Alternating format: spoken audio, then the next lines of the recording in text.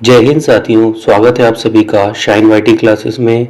Hindi short hand की practice dictation 85 शब्द प्रति मिनट गति से डिक्टेशन 5 सेकंड में शुरू होगी। स्टार्ट। एक बेहतर जीवन तभी जिया जा सकता है जब हम अपने विचारों पर निरंतर गौर करते रहें।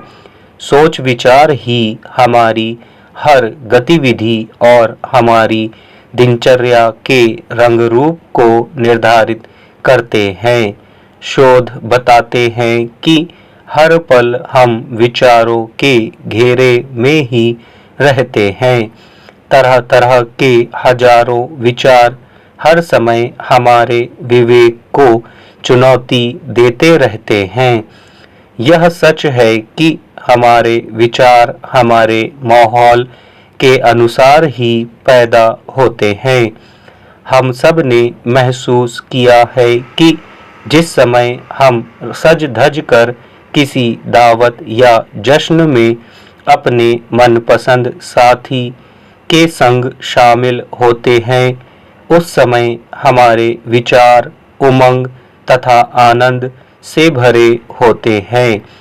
जब हम किसी विपरीत या अनचाहे माहौल में होते हैं, तब हमारे विचार बेहद नकारात्मक या उदासी भरे होते हैं। मसलन जब हम टिकट आदि के लिए लंबी कतार में प्रतीक्षारत होते हैं या फिर सड़क पर जाम में फंसे हुए होते हैं, तब हमारी विचारशीलता एकदम अलग होती है। दरअसल आमतौर पर हम अपने माहौल से प्रभावित होकर अपने विचारों के बोझ से दबे रहते हैं और उसी के अनुरूप व्यवहार करते हैं। मगर इतिहास गवाह है कि जो माहौल से अलग हटकर व्यावहारिक बुद्धि का इस्तेमाल करता है, वह जीवन को संवार और निखार लेता है। यह सन 1912 के ओलंपिक खेलों की बात है, जहां जिम थॉर्प, जो ओक्लाहोमा के एक मूल अमेरिकी थे, अमेरिका का प्रतिनिधित्व कर रहे थे। जिस दिन उनकी प्रतियोगिता होनी थी, किसी ने चुपके से उनके जूते चुरा लिए ताकि वे दौड़ में शामिल ना हो सकें। जिम को वहां किसी ने कहा कि तुरंत इसकी शिकायत करो, अर्जी लिखो, मगर जिम जानते थे कि इसमें समय बर्बाद होगा। उनको तो मिनटों में ही जल्दी कुछ करना था।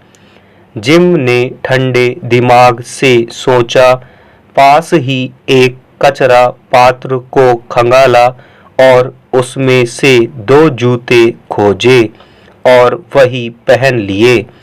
मगर इनमें से एक जूता बड़ा था, इसलिए उन्हें एक अतिरिक्त जुराब भी पहननी पड़ी।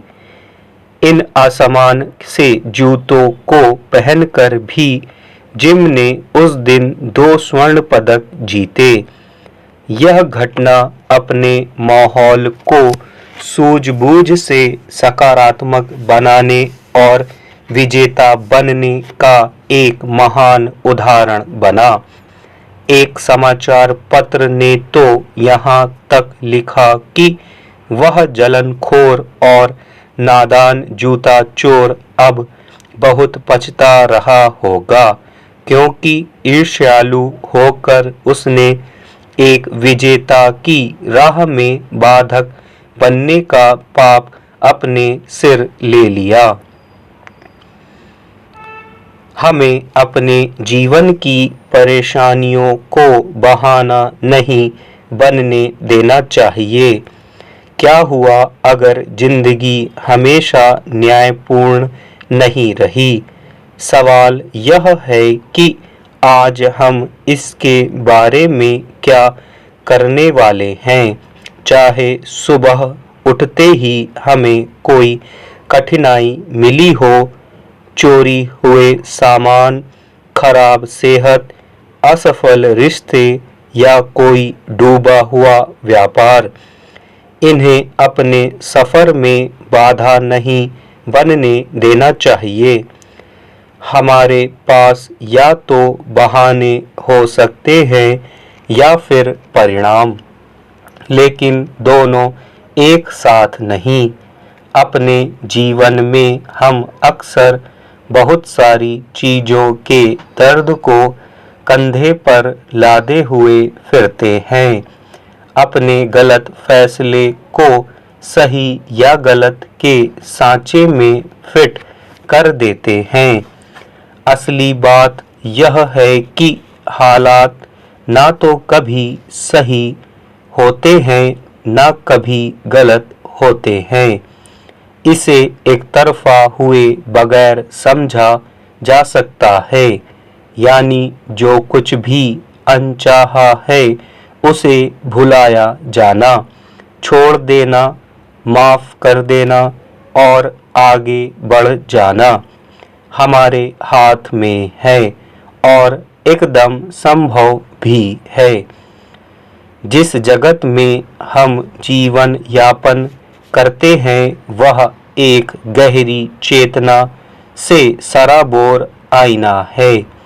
यह चेतना ही हर चीज को संभालती है या गिरा देती है। जो चेतना को सबसे ऊपर रखते हैं, जीवन उनको गतिमान करता रहता है। हम अपने आज पर बीते कल को किस तरह लागू कर रहे हैं, यह पूरी तरह से हमारे ही हाथ में है। कटु स्मृति हर किसी के साथ होती है, मगर सच्चे और सही लोग उससे हटकर सुखद याद के झूले में ही झूलते हैं।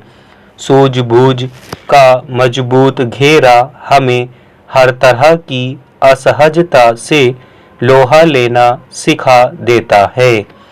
ऐसे मजबूत दिमाग वालों से हम खाली गिलास के बारे में सवाल करेंगे तो वह हंसते हुए कुछ जवाब देंगे कि गिलास तो हवा से लबालब है। जिस तरह हम अपने कमरे में कोई कचरा नहीं रखते, अपने तन पर मैल नहीं जमने देते, उसी तरह मन को भी हर तरह के कचरे से मुक्त ही रखना चाहिए। बुरी भावना, बुरी आदत, बुरे विचार पर एकाग्रता, यह हमको वैसा ही बुरा बना देता है।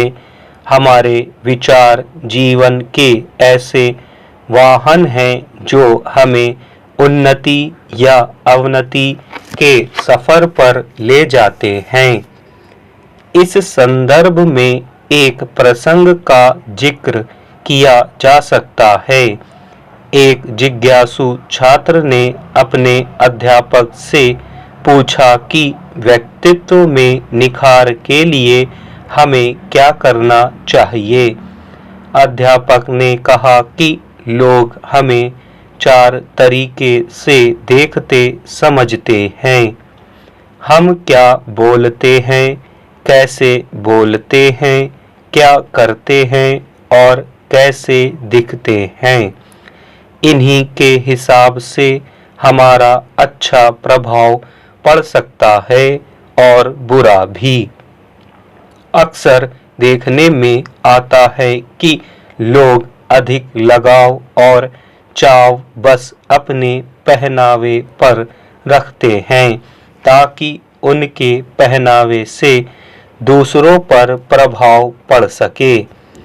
असल में पहनावा तो एक छोटा सा पहलू हो सकता है। सबसे महत्वपूर्ण पहलू यह है कि हम अपने विचारों से दूसरों को अपने प्रति कैसा अनुभव करा सकते हैं ताकि सामने वाले को लगे कि वह कुछ खास है। स्टॉप।